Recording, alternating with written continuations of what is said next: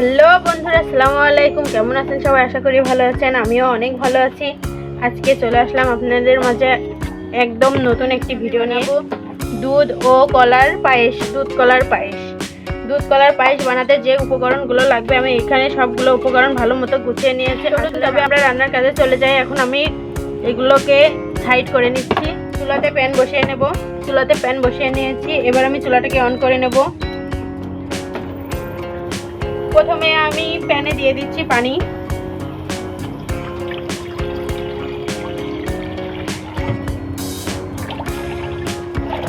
এখানে আমি পরিমাণ মতো পানি দিয়ে দিয়েছি। এখন পানিটা গরম হওয়ার অপেক্ষা করব। পানিটা গরম হতে হতে আমি চালগুলা ধুয়ে আনবো।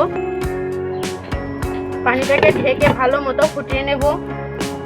পানিটা ফোটার পর্যন্ত আমি এখানে চাউলগুলো ধুয়ে নেব। এখানে আমি দুই রকমের চাউল নিয়েছি। একটা নিয়েছি আতপ চাউল আর একটা নিয়েছি পোলা চাউলটা নিয়েছি। চাউলটাকে ভালো মতো ধুয়ে নেব। পানিটা ফুটে গেছে, এখন আমি ঢাকনাটা নামিয়ে নিচ্ছি। এখানে আমি চাউলটাও ধুয়ে নিয়েছি। এখন এই ধোয়া চালটা দিয়ে দেব পানির ভেতরে।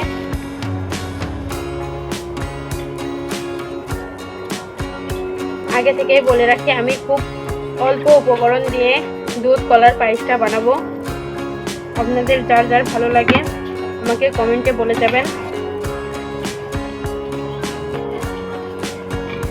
ভালোভাবে নেড়ে চেড়ে নেবো যাতে নিচে লেগে না যায়।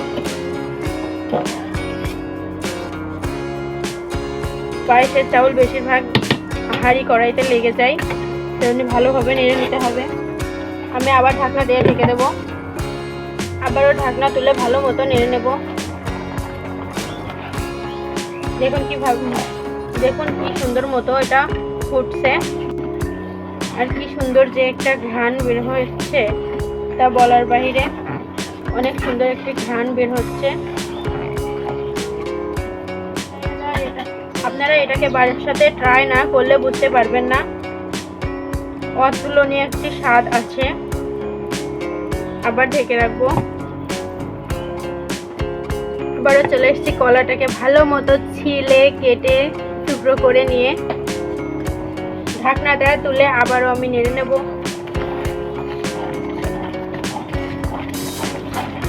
চাউলটা প্রায় সেদ্ধ হয়ে এসেছে, আর কিছুক্ষণ হলেই হয়ে যাবে।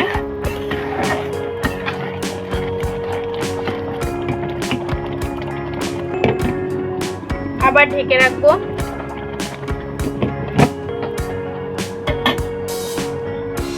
বন্ধুরা, আমি ঢাকনাটাকে তুলে আবারও নেড়ে নেব।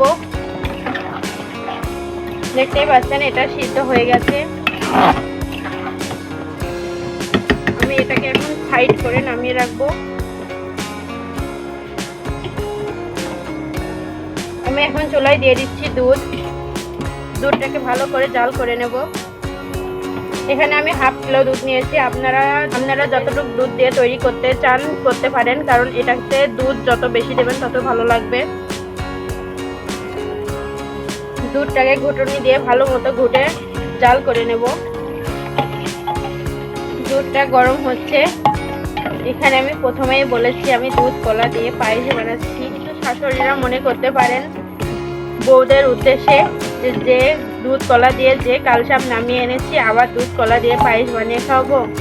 সেই সব শাশুড়ি মায়েদের উদ্দেশ্যে বলছি, আপনারা আগে আপনার বৌমাদের নিজের মেয়ে ভাবতে শিখুন।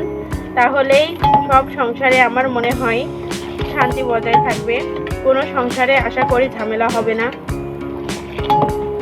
নিজের মেয়ে যেভাবে থাকে সেভাবে যদি বউদের রাখেন তাহলে কোনো সংসারে ঝামেলা বাঁধবে না।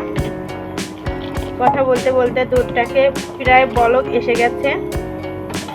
দেখতেই পাচ্ছেন দুধটা ফুটছে এবং বলক উঠে গেছে। এভাবে আমি 2-3টা বলক তুলে নেব দুধে।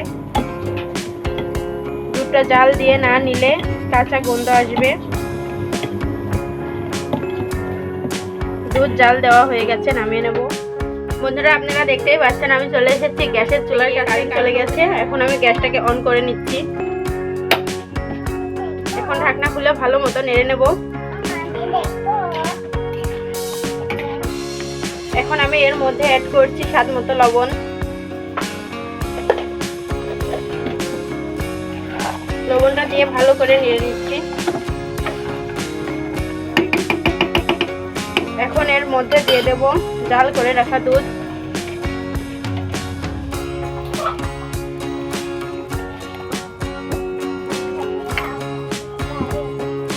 দুধটা দিয়েও ভালো মতো নেড়ে নেব।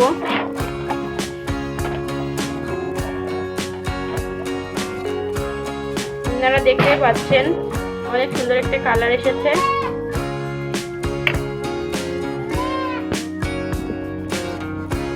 দুধ দেওয়ার পর বলক চলে এসেছে। এখন আমি দিয়ে দিচ্ছি এলাচ, দারচিনি এবং গোলমরিচ।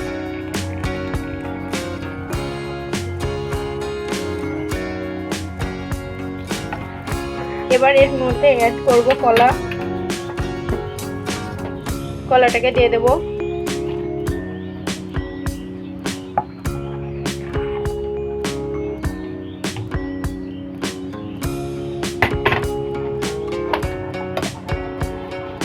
এবার আমি দিয়ে দেব চিনি। আপনারা যে যেমন মিষ্টি খান সেই পর্যায়ে চিনি দেবেন। এটা দেখতে যেমন লোভনীয় লাগছে, খেতেও তেমনি অনেকটা সুস্বাদু। আপনারা অবশ্যই বাসায় একদিন বানিয়ে দেখবেন। আর আপনারা কি রান্না দেখতে চান কমেন্টে এসে জানিয়ে যাবেন। আমি সেই রান্নাটা করে দেখানোর চেষ্টা করব। আমার চ্যানেলের নাম হচ্ছে সোনালী কিচেন এক্সপ্রেস। বন্ধুরা, ক্ষীরটা কেমন হয়েছে আপনারা অবশ্যই আমাকে কমেন্টে জানাবেন। এটাকে ভালো করে নেড়ে চেড়ে মিশিয়ে নেব। বন্ধুরা, সব গোটা ভালো মতো মিশিয়ে নিয়েছি। রেডি হয়ে গেছে দুধ কলার পায়েস। বন্ধুরা, হয়ে গেছে আমার দুধ কলার পায়েস রান্না করা। এখন আমি এটাকে নামিয়ে দেব। এখন আমি নামিয়ে নেব। প্রথমে চুলাটা অফ করে নিচ্ছি। বন্ধুরা, পায়েসটাকে আমি নামিয়ে নিয়েছি। রেসিপিটা আপনাদের কার কার ভালো লেগেছে দেখে জানাবেন আমাকে কমেন্টে। আসসালামু আলাইকুম, আল্লাহ হাফেজ। সবাই ভালো থাকবেন।